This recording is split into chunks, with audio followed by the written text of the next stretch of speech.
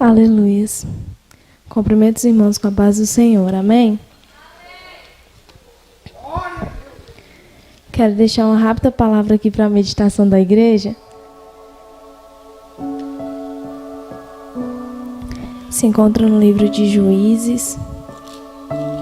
Aleluias.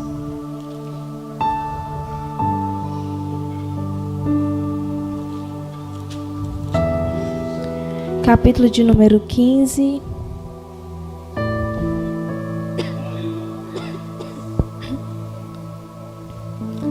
Aleluias. Livro de Juízes, capítulo de número 15, versículo de número 14.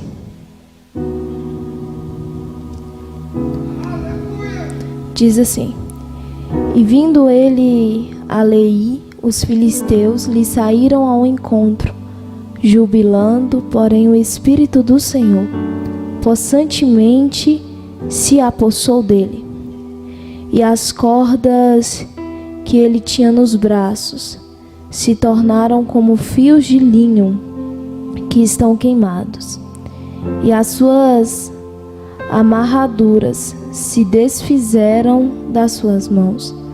E achou uma queixada fresca de um jumento e estendeu a sua mão e tomou-a e feriu com ela 1000 homens. Meus irmãos, nós sabemos que no capítulo a qual foi lido, nos contém um momento em que Sansão está vivenciando. E nós sabemos que Sansão, desde o seu nascimento, desde a sua infância, foi alguém separado por Deus para vivenciar um propósito debaixo de Deus. Só que em determinado tempo da vida de Sansão, ele começa a quebrar propósitos que foram colocados perante ele. Ele começa a quebrar coisas que o Senhor havia ordenado até mesmo para a mãe dele, quando assim ele ainda era criança. E Sansão, ele começa a errar constantemente perante o Senhor.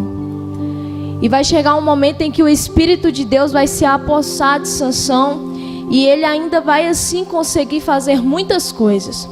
Porém, nós sabemos e entendemos que Sansão vai ter momentos e vai vivenciar algumas consequências perante o Senhor, porque assim ele estava se desviando daquilo que Deus havia ordenado para ele. E daqui eu começo a entender e a compreender que muitas vezes nós sermos apoderados pelo Espírito de Deus não significa que nós somos aprovados pelos céus. Nós sermos apoderados do Espírito Santo de Deus nem sempre significa que nós estamos sendo aceitos perante a presença de Deus. Por isso mesmo que a Bíblia vai nos dizer que muitos naqueles dias vão olhar e dizer: Senhor, Senhor, em teu nome eu expulsei demônios, Senhor, Senhor, em teu nome eu fiz milagres. O Senhor vai dizer: apartai-vos de mim, porque eu não vos conheço. Glória. Mais importante do que nós sermos conhecidos pela terra ou aceitos pela terra é nós sermos reconhecidos por Deus e aceitos por Ele. Mais importante do que nós sermos apoderados perante os homens é nós sermos aprovados na presença do Senhor. Mais importante do que agradar a terra é agradar os céus. Mais importante do que vivenciar prazeres momentâneos terrenos é vivenciar aquilo que Deus ordenou para Deus. É nós vivenciarmos aquilo que Deus ordenou para nós, melhor dizendo. Sansão, em dado momento, ele começa a se desviar de maneira que ele começa a desagradar o Senhor. Ele começa agora a se envolver em prazeres em que estava perante os olhos dele. Sansão começa agora a se envolver em coisas que não era para ele se envolver. Tenha cuidado com aquilo que você se envolve, tenha cuidado com aquilo que você faz, tenha cuidado por onde você anda, porque entenda que você é separado para viver um propósito, e quem é separado por Deus vive de maneira diferenciada. Quem é separado por Deus muitas vezes é incompreendido pelo homem, mas fica tranquilo que enquanto você está na linha que Deus te ordenou, Ele garante a tua vida, a tua história, Ele te justifica, Ele vai na tua frente e faz por você aquilo que ninguém é capaz de fazer. Não brinque com aquilo que Deus te deu, não brinque com o chamado que o céu te entregou, porque aquilo que Ele te entregou é algo precioso e o seu coração deve estar naquilo que o Senhor colocou em suas mãos. E eu agradeço a oportunidade.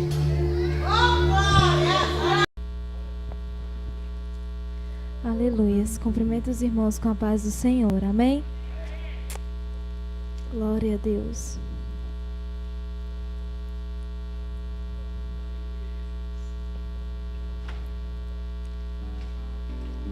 Vou deixar uma rápida palavra aqui para a meditação da igreja, que se encontra no livro de Juízes, capítulo de número 7.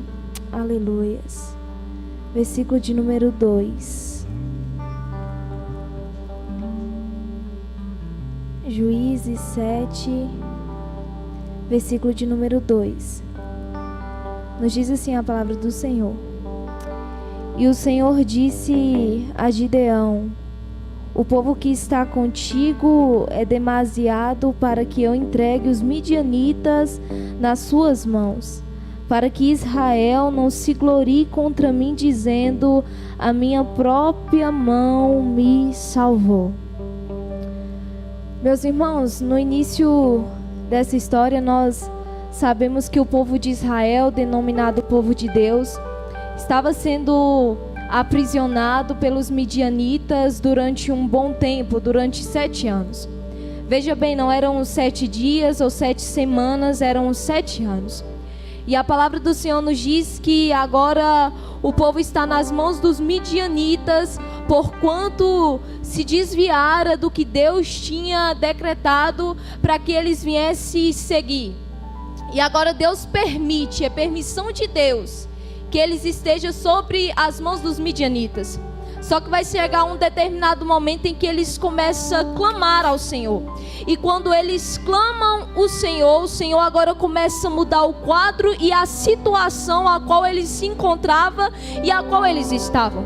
E a palavra do Senhor nos diz que agora Deus vai levantar um homem chamado Gideão, a fim de que Gideão viesse livrar o povo das mãos dos midianitas. Imagino eu que os midianitas não eram um povo muito pequeno ou um povo de número pequeno, porque eles estavam sendo aprisionados por eles durante 7 anos. Então eu imagino que era um povo numeroso e um povo forte.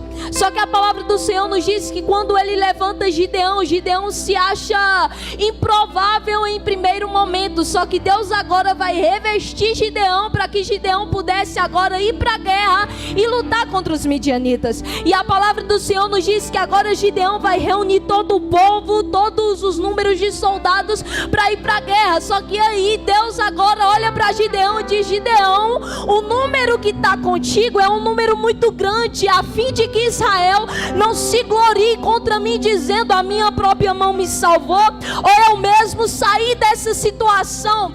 Eu imagino que em primeiro momento Gideão não entende, não compreende aquilo que estava acontecendo. Eu imagino que Gideão chega a pensar: mas Deus, o povo está nos aprisionando 7 anos e eu junto todo mundo e o Senhor ainda diz que o número é grande. Aí já é agora o Senhor vai dizer: Gideão, reduz o número de soldados, deixa apenas aqueles que são valentes, corajosos. E aí agora Gideão vai ficar somente com 300, oh glória. E no momento que eu li essa palavra, o Senhor falava ao meu coração: vai ter momentos na minha vida, na sua vida, na minha história, na tua história, que as armas vão ser reduzidas, mas fica tranquilo que quando Deus reduz as armas, não é para a morte, mas é para que o nome dele seja glorificado através da tua vida, através daquilo que ele permitiu que você viesse passar.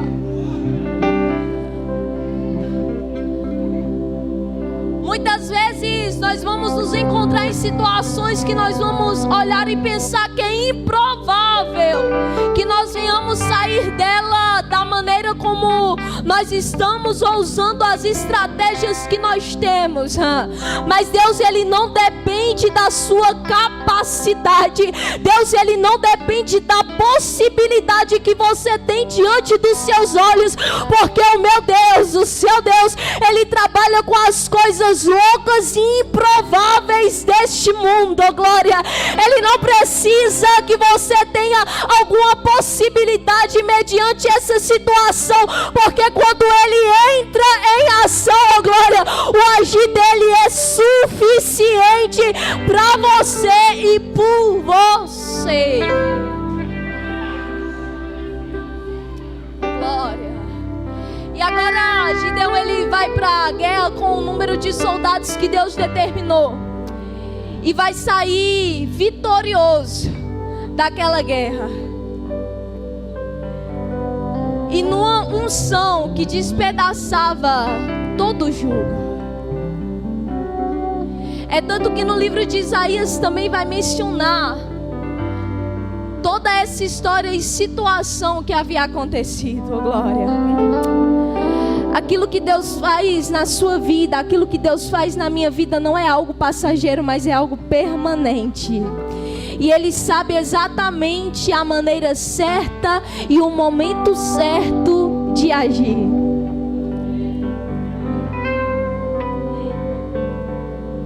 E a palavra do Senhor nos diz que antes que Gideão saísse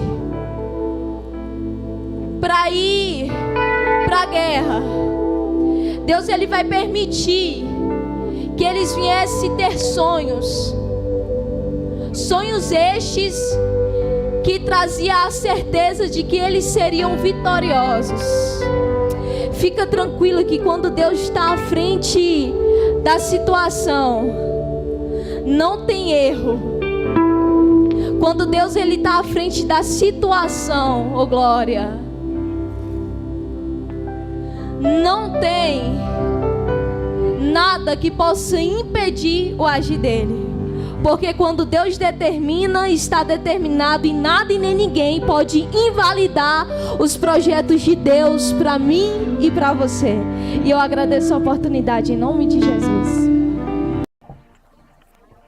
Aleluia. Cumprimenta a igreja com a paz do Senhor. Amém? Eu queria deixar uma palavra para meditação dos irmãos, que se encontra no livro de 2 Reis, capítulo de número 4. Aleluia. Versículo de número 1.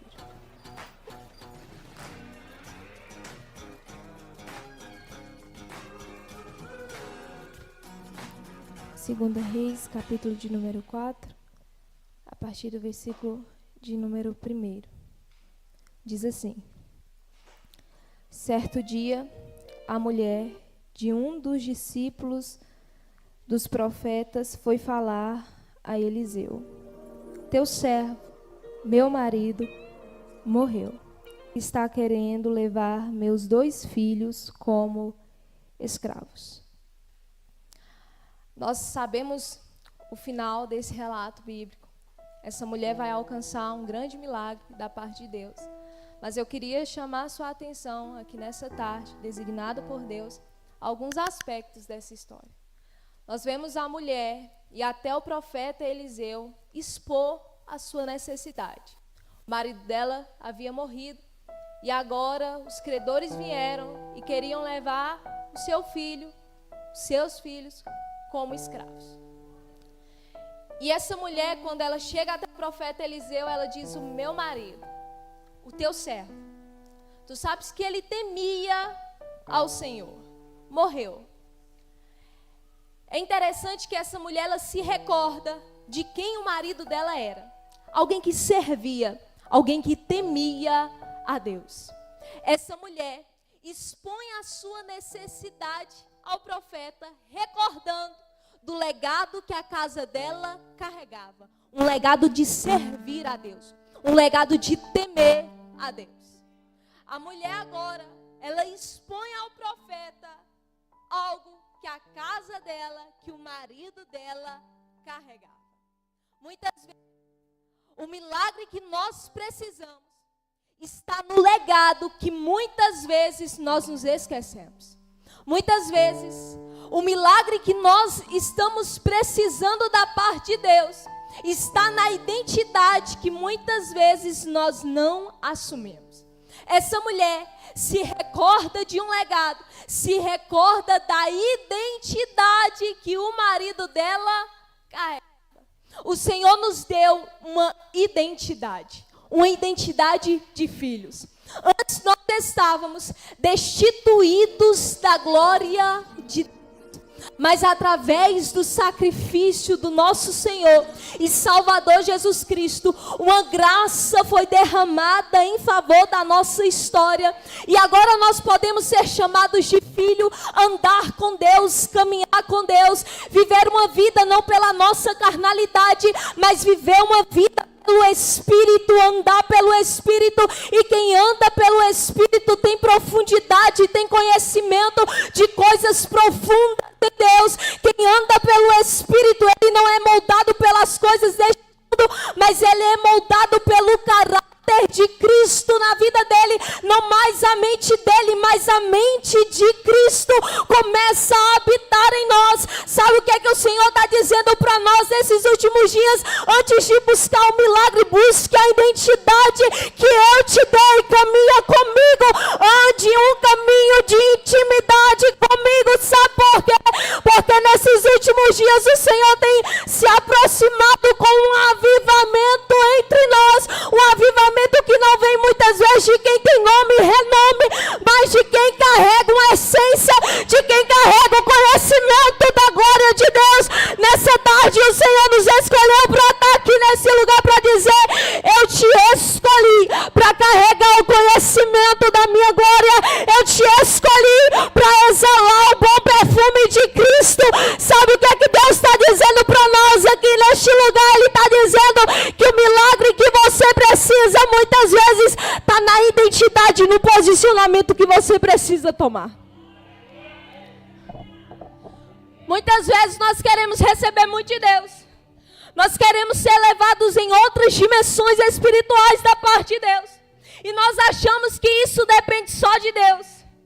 E Deus está dizendo: há um desejo da minha parte para que você experimente um lugar profundo, para que você experimente um lugar de profundidade em mim. Mas esse desejo, ele se cumpre quando você assume a sua responsabilidade de estar no lugar que eu quero que você esteja. Quando você assume a responsabilidade da identidade que eu te dei. Quando nós somos conservados nessa identidade de filho em Deus, nós nos mantemos dentro de um propósito da parte de Deus. Daniel na Babilônia, ele se manteve em um propósito, porque ele estava convicto da identidade que ele carregava. Deixa eu te falar uma coisa.